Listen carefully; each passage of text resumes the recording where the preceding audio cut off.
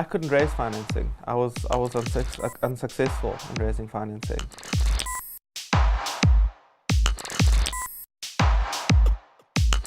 When I tried to raise financing, it wasn't as if I was like a 21-year-old kid without a track record. I actually came from the corporate world. I had experience, lots of experience in the sector.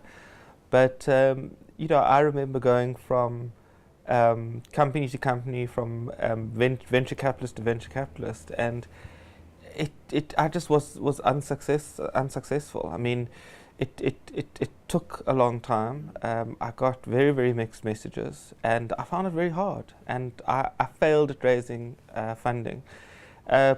Partly my fault, partly the investor kind of climate in this country. I think we've got quite a cautious investor climate. I think this is a country dominated by corporates as opposed to entrepreneurs. I think, entrepreneurship and entrepreneurs didn't have high status, I'd say, about 5 years ago. Things have changed. I think entrepreneurs are very high status these days. It's an amazing thing to create your own business and do your own thing and create jobs. So there's definitely been a shift. But I think there's a very strong corporate culture here, and quite an adversity to risk. So I was unsuccessful, and also as a result of that, I believe, but also I think possibly my fault as well. It's hard to ask for money. I wouldn't say I'm one of those type A balls to the wall entrepreneurs that completely believes in his vision 100%, that will bash down the wall. I'm a lot more cautious and a lot more. I think I approach like my request for funding with a little bit more humility, possibly to my own detriment. So I will go in there with quite a cautious a message. So I was unsuccessful, but we created a company, turned over 10 bar in its second year running. It employs about 25 people.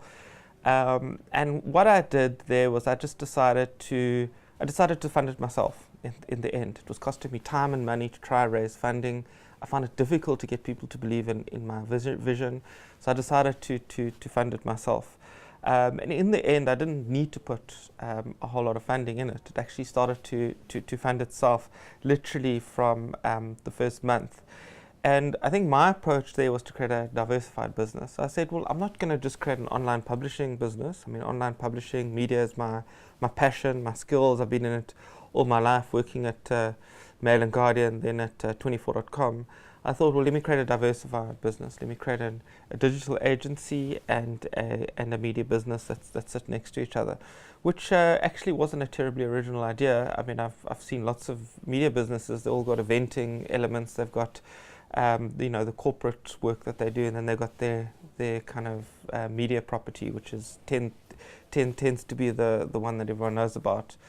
So we created that kind of diversified company, one part agency, one part media, and I think those two really worked nicely together. The media business was almost a showcase of what we did, who we are. It was a statement of our passion, our intent, our understanding of the sector, and then the agency is the money making machine, because obviously that was a service business for corporates.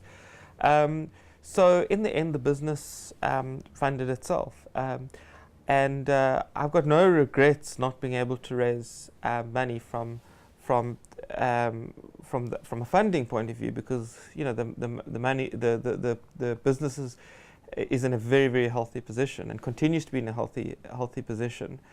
I do have a regret, however, at not having a partner, a financial partner, because I think what I misunderstood at the beginning, I thought it was actually about the money. They're going to give me money, I'm going to go and make them money. But it's not about that. It's about a strategic relationship where a potential investor adds value to your business strategically, skills-wise, and kind of helps you to grow that business. So I have a regret there, quite a large regret, because I'm a classic lonely entrepreneur. I'm 100% owner of a bustling, growing company, but it's lonely at the top, and I think I find myself in a position now where we've got a a growth story. We've succeeded in creating a company. There are people, offices, desks, computers, a sign, recurring revenue.